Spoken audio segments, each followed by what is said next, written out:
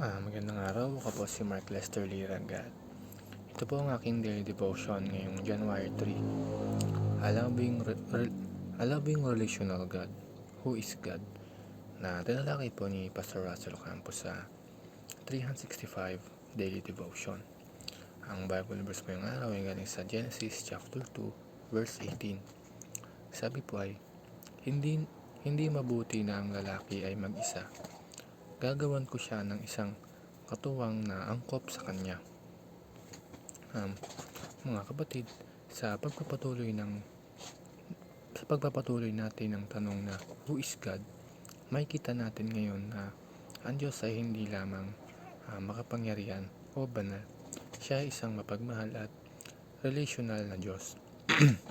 Sa simula pa lang ng Biblia, malinaw na hindi layunin ng Diyos na ang tao ay mabuhay ng mag-isa. Ibig sabihin, likas sa Diyos ang relasyon.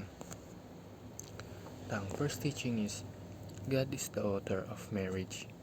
Sa Genesis chapter 2, verse 18, makikita natin na ang idea ng marriage ay hindi lang galing sa kultura, tradisyon o tao. Galing ito mismo sa Diyos. Ang Diyos ang unang nagsabi na hindi mabuti ang mag-isa. Siya ang nagdisenyo ng pagkasama ng lalaki at babae bilang katuwang sa isa't isa.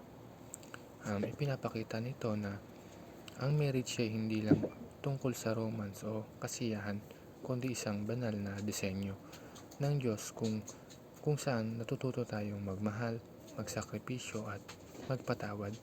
Kapag ang Diyos ang author ng marriage, siya rin ang pinakamahusay na gabay para mapanatili ito. Ang second teaching is, God is the founder of the family. Bago pa magkaroon ng bansa, gobyerno o simbahan, ang pamilya muna ang itinatag ng Diyos. Ang pamilya ang unang lugar kung saan natutunan ng tao ang pagmamahal, disiplina, pananampalataya at pagkakailanlan. Pero alam natin na maraming pamilya ngayon ang may sugat, may broken relationships, may sakit ng nakaraan at may kakulangan sa pag-unawa. Magandang balita ito kung ang Diyos ang founder ng pamilya.